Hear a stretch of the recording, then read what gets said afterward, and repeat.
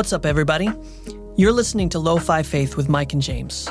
We're two guys who also happen to be pastors, doing our best to have open conversations about what it means to follow Jesus in today's world. Welcome back, everybody, to Lo-Fi Faith with Mike and James. I'm James. And I am Mike. And I just wanted to start off this episode bringing up, we had a unique experience the other day. I thought it might be good to just discuss it right here in studio. We had a version of, like take your child to work day. And instead of me taking an actual child of mine, I took the next closest thing, which was you, Mike. You came and you spent a day with me at the office, which is a place I'm not regularly at, but you are never there for that long. Mm-hmm. So I just wanted to hear a little bit about what was your experience like? What were the vibes at the conference office? How did it feel to be sitting around people with so much power and authority? Go any direction you want, really. Yeah, it was great, and mostly because I turned up on the day when they had a staff lunch. And that's really what I'm about. Yeah, and I would like to point out that we have staff lunches almost never. So I actually think that somehow you knew about it. You swear you didn't know about it ahead of time. Maybe not. We'll never know. But you ate a lot of that lasagna. It was good lasagna, man. Yeah, it was good lasagna. And if it hadn't been for that experience, I probably would have hated that day. Didn't really enjoy the company. And, that's, well, I guess it isn't. Can you name names as to whose company you enjoyed the least in the office? Oh, yours, obviously. Okay, aside from mine. Aside from yours. I mean, we don't need to go there. I don't think, I don't want to cause division. It's more of a general statement. But yeah, no, enjoyed the lunch. And it was from that perspective, it was nice to be at the office. From the food perspective. From the food perspective, from the culinary perspective. That's kind of what I'm about. Like if I can get a free lunch somewhere, that's it. I'm there. I mean, I've actually lived by that motto for a long time, and any of you listeners, please take me up on this. Yeah, look, we here on Lo-Fi Faith, we don't try to tell people how to live, but this is one exception. This is the one time we will tell you how to live. I would say if you want to know how to live a happy life, give us finding food. A free lunch. No. See, you're going in like general philosophy, and I love that for you. But I'm actually making a call to our listeners. If you want to be happy listeners, make us food. Oh yeah, okay. Yeah. And offer it for free. Yeah. Because you will be happy. Our bellies will be filled. And your hearts will be full. Your heart and soul will be filled with the generosity that's flowing out. I mean, people say, like, when you give to others, like that, there's a sense of satisfaction and fulfillment. And so all we're asking is for our listeners on Lo-Fi Faith to give to us. It's more blessed to give than to receive. Yeah. And so we're actually doing you a ministry. And we're sacrificing ourselves because we're only receiving. We're just receiving. It's like, look, we're happy to do it. Yeah. It's someone has to do it. Someone has to do it. We're happy to take a hit for the team. Yeah. But you guys are really, really benefiting. Yeah. So to all of you Lo-Fi Faith listeners out there, I just want to encourage you, wherever you're at, whatever you're doing, just take a moment to pause and plan the menu for when we're coming over. Yeah, and think deeply about this. Yeah. And remember, like, as James, you kind of alluded to there, the Bible does apparently endorse this. It does say it's more blessed to give than to receive. So that's not us saying this. We're not saying anything. That's all we're doing is repeating what the Bible says. That's it. We're adding no spin whatsoever. There's no interpretation here. That's literally, go read the words on the page. That's what it says. Yep. Okay? So we're just taking the Bible as it reads. Yep. So you can reach us at any of our social medias. You can call the conference office and let them know that you want to feed us. And because we fed you spiritually this whole time. Well, I wouldn't say they can do that. I would say they must do that. It's an obligation. Yeah. Yeah, ethically and morally, possibly. Yeah. Awesome. Well, I'm glad we had this time. I feel really good about this, I can't say I'm glad that you came to the office yesterday, but I think good is coming out of it. Absolutely. And that's really what matters. And that's an important principle there, is how a very negative situation, you can still draw something positive from it. Follow Lo-Fi Faith with Mike and James on Instagram to keep up with new episodes, behind-the-scenes content, and to join in on the conversation. So we really wanted to pick up where we left off in our last episode about that big scary word, hermeneutics, And you were actually just starting to come up with some like really practical things, right? You gave one of them. I think you have 4 total that you were going to bring out. So we thought, well, why don't we just take this time? Let's rehash that first one briefly, and then we could talk about the other 3 points. Yeah. Because I think they're really valid and really practical in helping us to know how to navigate. Okay, yes, we do have preconceptions. Okay, everybody's got preconceptions. Everybody's going to take their own ideas to the Bible and to Christianity. What does that look like, and what should we do about it? So you want to hop back in and maybe remind us of that first point? Sure, Jimmy. Thanks, Mikey. So that first point that we talked about in relation to becoming more aware of our preconceptions and how they color the way that we interpret things and understand things was trying to track our emotional reactions, right? Because we said the strong emotional responses are usually or often a sign that a preconception has been touched. And we talked a little bit about, I talked a bit about examples in my own life when someone had challenged a view that I held, and I found myself getting very emotional. And honestly, for probably years, I never really questioned it. Why do I suddenly start feeling anxious? Why do I get quite angry? Why does my voice get shaky? This kind of stuff could happen. Really, just the fact that I was just in a discussion around, what does the Bible teach on this topic or that topic or whatever it might have been, really, my emotional reaction was not warranted. Like it didn't really make a lot of sense. It's not like somebody was attacking me. It's not like somebody was trying to harm me. It was just a disagreement over ideas, and yet I found myself getting emotional. And in hindsight, it's pretty clear that there were some preconceptions, some deeply held preconceptions and assumptions and biases that were being touched and that were being threatened. And these were then attached to larger things like my worldview and my sense of identity and my sense of purpose. And so I was having this emotional response due to these deep-seated things that were being threatened simply by this person calling into question my understanding. I'm just wanting to give some pushback because I'm thinking about this a little bit. Okay. If something is true, right? I mean, obviously, we all make assumptions about what is true. But if something is true and someone is really threatening that truth, and it has to do with what God accepts or does not accept, shouldn't we have some sort of emotional response? Like, isn't that warranted and necessary? And don't we see this in Scripture quite a bit, where there were emotional responses to things that were wrong? Yeah, interesting question. I think if this thing is true and it's valuable and it's meaningful to you, you wouldn't necessarily say that you should just have zero emotions. Well, I'm not even saying meaningful to you. I'm saying that this is what we think is meaningful to God. And that matters to us, right? God says this is right, this is wrong. What you're doing is wrong, and you're trying to bring it into the church. Doesn't that warrant an emotional response? Not necessarily. I don't think it has to. I think at the end of the day, I don't think getting emotional in a conversation is usually going to help things. Right. So if your motivation, for example, is I want to defend the truth, and maybe this is a threat, I have found, and trust me, James, I'm an experienced arguer. Yes, I have done a lot of arguing in person and online. Right. This was the Mike of yesteryear, where I liked to be right. And yesterday. And yesterday. Yeah. Thanks. I didn't want the listeners to know that. Yeah. But I've done a lot of that, and I spent a lot of time honing my craft as a debater, right? And I was pretty good at it. And yet I have found, both in-person debates and online debates, that as logical as my arguments could be, as well-worded, they typically didn't really move the needle.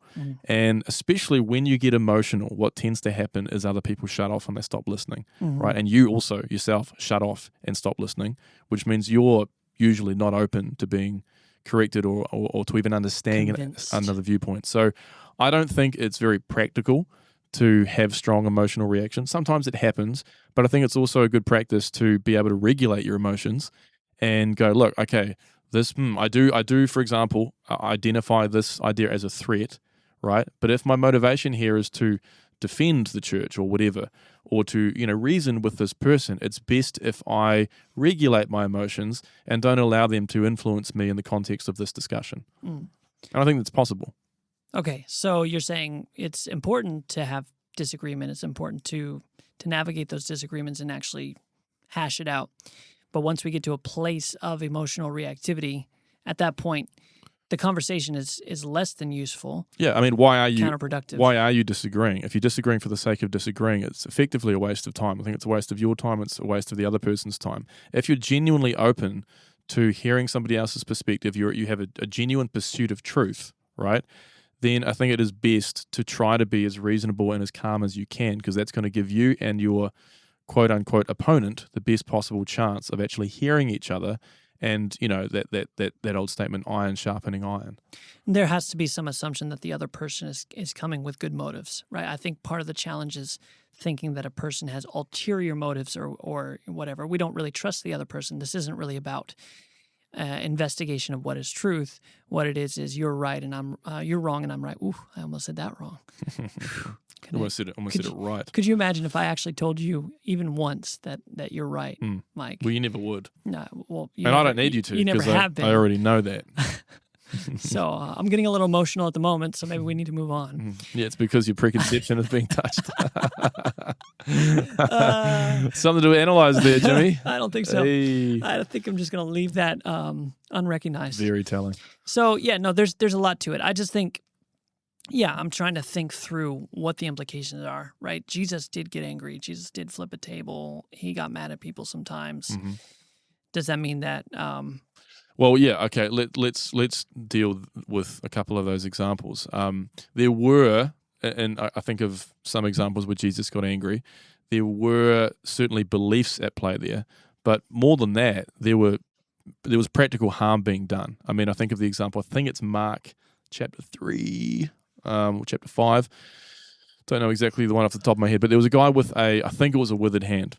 And it was the Sabbath, I believe. Yep. And there was a question, is it okay? Can you heal him? And basically the implied answer from the surrounding people was no. And it says Jesus looked around at them, angered with their hardness of heart. Right. Now, why was he angry? Were there theological beliefs at play? Absolutely. Yeah. But what they were actually doing, effectively, was preventing this man from receiving the help that he needed. They were using their theology to justify continued suffering. Yeah, and the same thing I would say was true in that famous chapter, Matthew 23, where Jesus rails at the scribes and Pharisees. He definitely gets angry in that chapter, and there was definitely theology at play there. Yeah. But again, an example would be, he says, you cross sea and land to make one person a proselyte, to convert one person, and then you make them twice the son of hell that you are, kind of thing. So it's not just that there were some bars, some ideas, right? It's like your ideas, your theology is causing significant tangible harm to other people, deep injustice, deep harm, and that's what I'm angry about here. Sure. Yeah. So there is a time and place for anger.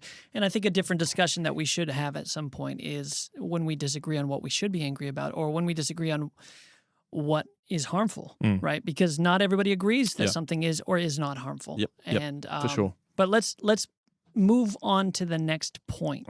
Okay. So we've talked about tracking your emotional reactions, and this is all in the context of trying to understand and become more aware of your preconceptions, right? The things that color our interpretive lens. Another point, the second point, would be, I think, let me just frame it in a simple way first. Asking the question, what would have to be true for me to be wrong here? Or how could I be wrong here? And I think we may have talked about this on a previous episode, but most of us, I think it's very natural for a human being to engage in what you might call hypothetical thinking, which is thinking, basically asking the question and letting this question dictate all of your quote-unquote research. How am I right here? So you're asking the question, how am I right? And then you're intentionally seeking for evidence to confirm how you could be right. Right. Instead of going, hey, I have a hypothesis, I have an idea about what this might mean or what might be true here. Okay, interesting. How might I be wrong, though? Because what if I am wrong? Don't you think that's also an important question to ask? And especially Mike, James. Mike, I do think that's an important question for you to ask. And let's just drop all pretenses. Honestly, this episode is about getting through to James. And actually, it's really the opposite. This has been my one last attempt at getting through Mike's exterior. It's like, how might you be wrong? And I love that you were the one to verbalize this. Now, of course, you were doing it from a theoretical place. Yeah, I would never do this myself. But maybe try it sometime. I feel like somebody might benefit from this. I'm certainly never going to do it. Yeah, not you. But asking the question, what would have to be true for me to be wrong? How could I be wrong here?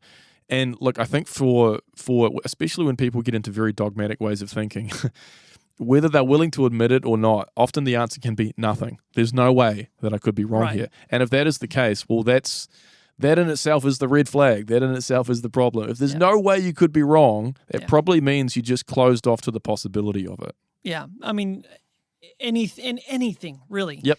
This is not just about biblical interpretation. Right. Well, like the people who are the most sure of their rightness on any subject and the most loud about being sure of their rightness are objectively so often wrong. And the people who are considered experts in a subject are people who often speak with a lot more caution. Much more caution, if at all. If they can avoid speaking with authority on a subject, they will, because they know, like, the more you learn, the more you recognize, I don't know that much about this at all. Yep. And, like, we're talking about literally the things of God, the things of the universe, the greatest truths of all history and future, right? This is the most massive subject in the world, and I think it's such a funny title. Like my degree, I got a master in divinity. Yeah. Okay, so I went to school for a couple years, learned a little bit of Greek and Hebrew, studied some of these hermeneutics, and now you can look up to the sky and say, "God, I have mastered you." Mastered you. Yeah. I'm pretty much got it all under control now. Yeah. Like how pretentious is that? Yeah. And yet there are people who just absolutely lean into that and say, nope, I was taught this, I learned this, I've studied this, I've done my research, I am right. And this is where I think we also really fail to learn from history. Like anyone who's taken, this is where I think church history classes can be really helpful. Because if you've taken church, well, not even just church history, just general history, but church history is a great example. If you study church history and look at the kind of theological debates that were happening, the kind of positions that people stood on dogmatically as true, and now we look at many of those views from our vantage point here in 2026.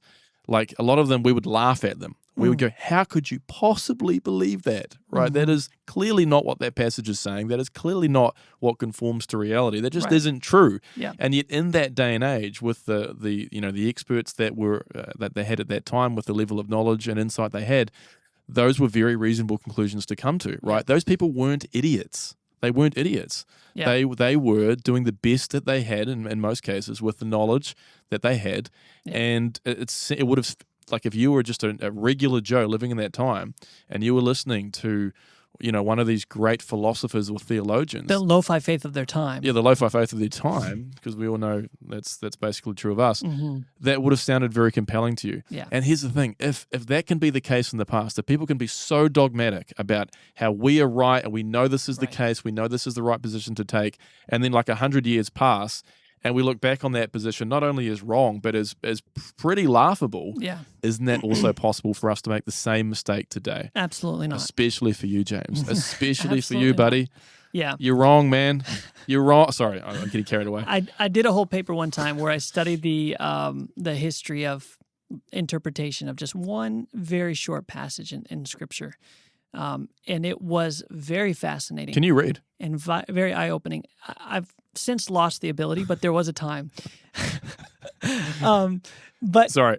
But it was, listen, shut up. No, there was, okay. It was very eye-opening because it was exactly what you said. There'd be hundreds of years where there was an unquestioned perspective that this is what this means. And then there would be a shift. Well, it could mean this. And then there was an unquestioned, this is what it means. And then it went all the way down to our denomination where we are so sure, and it's so fundamentally different from the last 2,000 years of history, but we're absolutely positive that this is what this definition of this passage is, and there could be no other one. And I think when you do that, if you want to be intellectually honest and you start researching the history of all this, we recognize, okay, we've always read our culture into these things. We've always read our preconceptions into the text. Yep. And it's much better to acknowledge that and then come to terms with it. Yeah. Than to say, well, no, we absolutely have the corner on the truth. Other people have made this mistake, right? And by other people, we say literally everyone else in human history. But we are the exception today. Yeah. And then you realize every other person or so many other people have thought exactly the same way. So just because you feel that you are the exception, just because you feel dogmatic or certain about a particular belief, doesn't mean you're any closer to the truth on that than anybody else who came before you. You're listening to Lo-Fi Faith with Mike and James. Okay, so next point And this is, I guess, sort of piggybacking on the previous one, another way of sort of challenging your own assumptions, and that is asking the question, why would someone reasonable believe the opposite to what I believe? Yeah. What assumptions would make their conclusion make sense to them? And this is hard for you because you don't believe anyone else is reasonable but yourself. Well, it's not about belief. It's about what is factually true. Yeah. So again, everything that I say today, I'm not going to practice this. No. I don't need to practice this. There's a term for that. Genius. Hippocratic. Genius. Genius. Hypocrite. Yeah. Yeah. Anyway. Genius. Yeah. I think this is, again, learning how to take ourselves out of ourselves and put ourselves into someone else's shoes. 100%. Yep.